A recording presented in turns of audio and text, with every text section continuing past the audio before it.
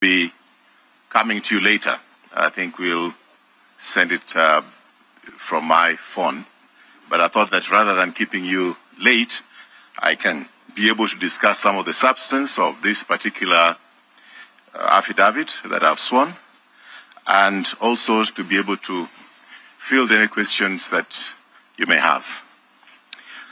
My attention has been drawn to some adverse mention in the affidavit of Chairman Chebukati and Professor Gulie with respect to the proceedings which took place at Bomas of Kenya, and therefore I'm drawn into the Supreme Court case which is ongoing.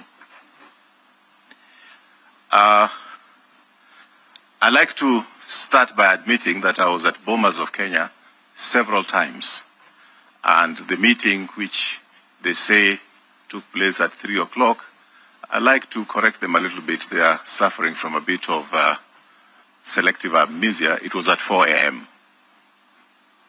Okay?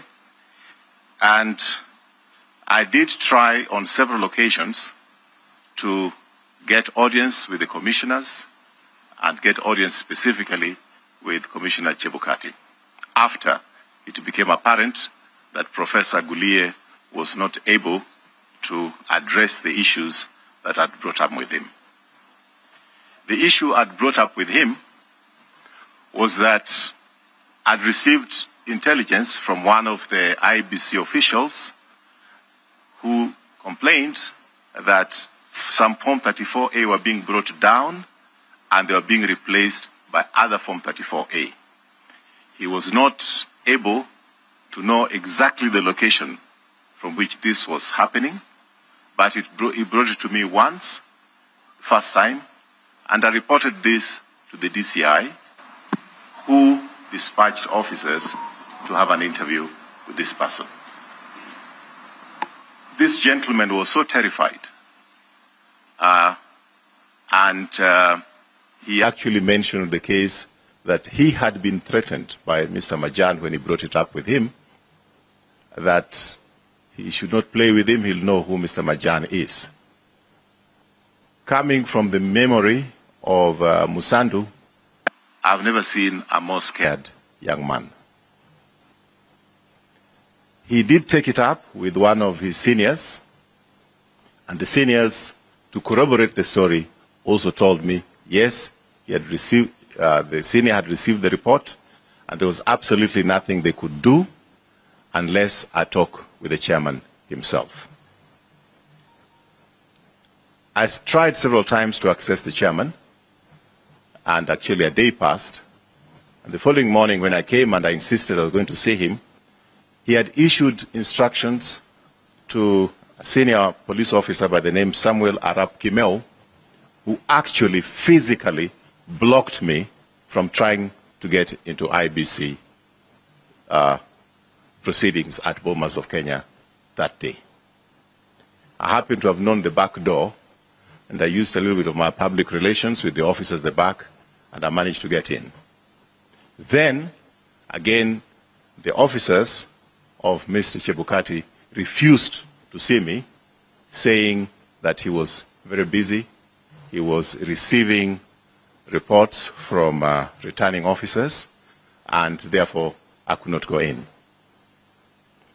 I was further concerned by the fact that by that time Chebukati had made a ruling that all the returning officers from the counties must report to him first before the verification, the papers are verified on the floor of the hall. I had concerns about that because he was himself closed in that room with Mr. Molu and Mr. Marjan, and therefore it was obvious to me that something opaque was taking place. Finally, I did insist that nobody was going to stop me from getting into that office. I'm a Kenyan citizen, and I'm not trying to do anything wrong. So I told his own security people that I also have security, and you'll have to shoot me to stop me from getting in. And I went in. And I found him with Molu, Marjan, and himself. And I brought these matters with him, and he told me he's busy now, he's got too many returning officers waiting for him, so he will not be able to attend to me. So he told me to come later. I was polite, I left, I came back later at 8 o'clock. Then he told me, come back probably about midnight. I came back at midnight, he told me, come back at 2. I came back at 2, and he was sleeping. So I agreed with the people who were there that let's let him have some sleep. He had not slept for many days. So I waited until 4 a.m. And that's the time when I drew the attention of somebody like Amos Wako, who is a personal friend, and a few others, that we should go and confront him. I like to be able to state at this stage that Mr. Chebukati is not a stranger to me, Mr. Gulie is not a stranger to me, and Mr. Molu are not strangers to me. He has made claims of what I said when 10 of us were in that room. All the commissioners were in that room, and Mr. Amos Wako was in that room, and another lawyer, I don't know his name, Bonduo, whoever he is. So there are 10 of us in that room. For him to claim that I made some offers to him in front of those 10 is a tara diddle. Is a tara diddle. Petty lie. But I want to go back to the fact that these people are not strangers to me. I want Mr. Chebukati to explain to me and to explain to Kenyans when he came to a secret location to meet with me, and what was that discussion about? At least he's talked about where 10 were. What was the discussion when he came to a secret location to see me in Karen? Number 2, I want Mr. Gulie, or Professor Gulie, and Mr. Molu to explain what they came to do in my house. What was that discussion about? And the drift of that discussion was more of auctioneers rather than commissioners. I want them to say they never came to my house. I will make the CCTV cameras available at my house so that those can be investigated by the DCI, whether I'm saying the truth or not. Because to my house, they came.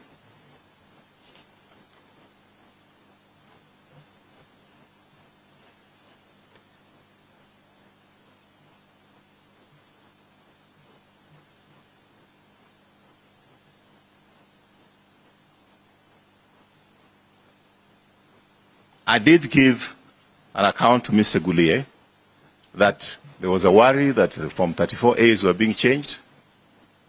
And he told me that there's nothing he can do. He is not the returning officer. Mr. Chebukati is the returning officer. So I should go and talk to Chebukati. Yet he was on the floor when there were all kinds of strange excuses. There were the lights, the lights which were supposed to be shone on the documents. What do you call those lights? Yeah? UV lights.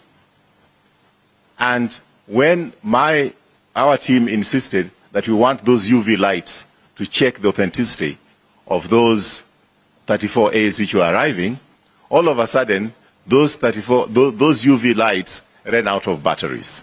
And in fact, I did ask an official if I could therefore then bring them batteries so that the UV lights could be used.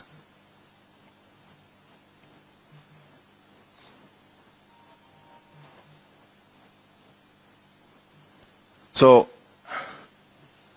I think that what he claimed I said when I was meeting him at 3 or 4 a.m., whatever time he says, I think there were 10 others in that room. So I think those 10 others should be able to corroborate his story. But I'd like to be able to report here that Mr. Gulie, when we were having that discussion, left to go to the toilet for a very long time. And of course, he left with his phone. And as we left that room after talking with them, the UDA officials, namely Nanok and Veronica Maina, were at the door waiting for us to leave so that they could get in. I think I'm acted within my right that if there's a complaint to be made, I should make that complaint. I didn't go in there alone, and I didn't talk to Mr. Chebukati alone when I presented those issues. And just as he wants to tell Kenyans about the discussion we had with him at the wee hours, about 4 a.m., I think he should be honest enough to tell Kenyans what he was discussing with Nanok and Veronica Maina as soon as we finished with him. Thank you very much. I'm ready to take some questions. You're always the first one.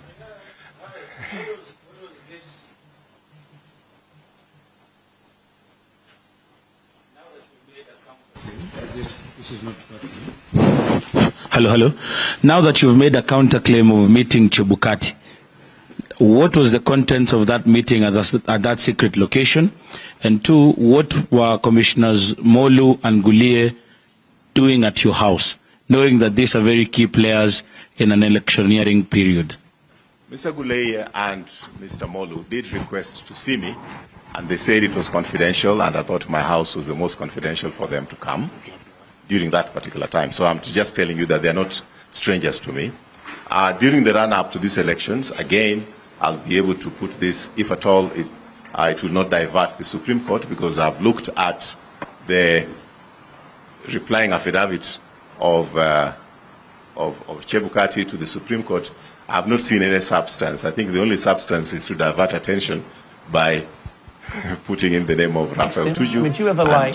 No, what I say in UEFA, many people were surprised the way I speak. But they did come to see but me. My relationship with him is did we are not friends to me, two of them. Friends, I don't want to mention their names, just like I don't want to mention the name of the other person who I think is a witness of the Supreme Court. I have good relationship with him, and I know that it pushed me to be I do have better security than these two individuals, so I don't want to mention their names.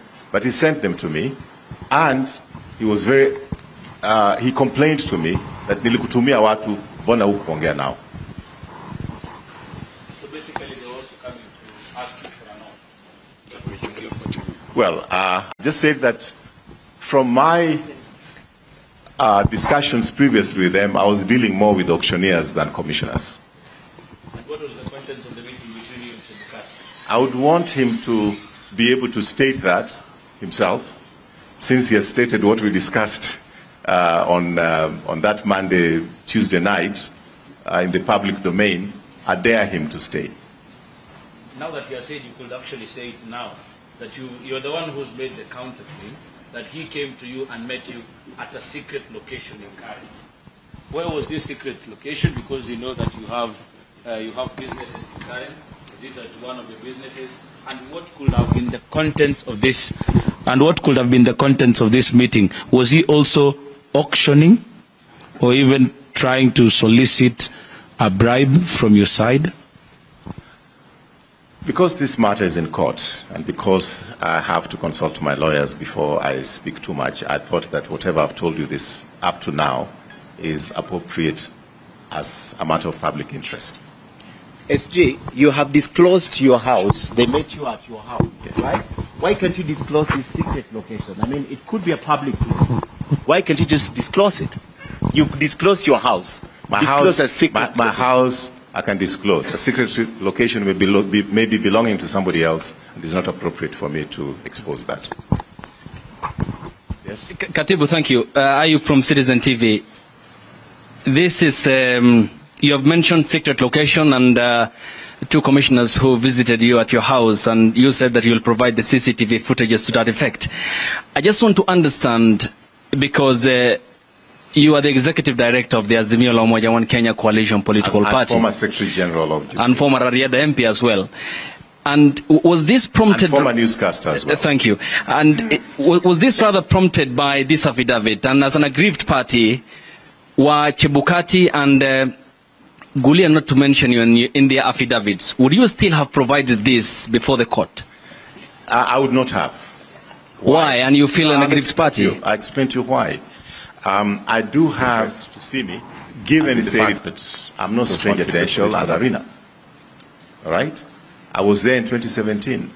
These are people I know. These are people I've worked for. I've worked with, rather.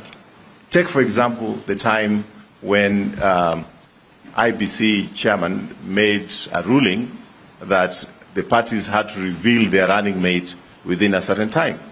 If you recall, I was in the team who said it was going to appeal against that, and I did make a few calls to him to explain to him, and he said he had set up my house a meeting confidential for them. IEBC, so I should go there and prosecute my case in front of him and the other commissioners, and indeed we prevailed. He did not only postpone the naming of the during that deputy time, so I'm just telling you that they're not candidates, strangers to me, a few days. He did it for 3 weeks.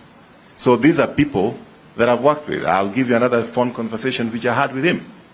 I did, so I'm ready to surrender the phone logs that I have with Mr. Chebukati to DCI and anybody else, the right authority to scrutinize. In the run-up to the elections, there was the challenge of logistics.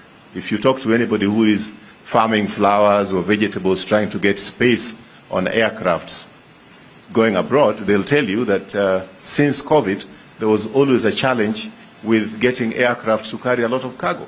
So I did talk to him, and I told him, look, I just want you not to have a blind spot. Please make sure that you organize the logistics for the cargo of papers coming into the country, I mean ballot papers coming to the country in good time, because you may just find that when you are ready to do this, there's no cargo space available in the country. So engagement with the Commission is something that has been part of my job, not only now, but in 2017 as well. So I cannot go public with every discussion that we have on phone or on WhatsApp because it's not essential. But when it is essential, when now they have put an affidavit against me, taradiddle in every sense of the word, I think I'm within my right to also explain to the Kenyans my side of the story. And thank you very much. And would that be part of the content in your affidavit before the Supreme Court? You said you can detail every aspect of it. Has been actually, I'd wanted to share the affidavit with you, but right now my lawyers are working on it, and they were not ready to give it to me so that I could share it with you. As soon as it is there, I mean, affidavit, I may decide what I want to say, but as you know, lawyers will tell you, no, you can't say that. But that's within my right to decide what I'm saying and what I'm not saying.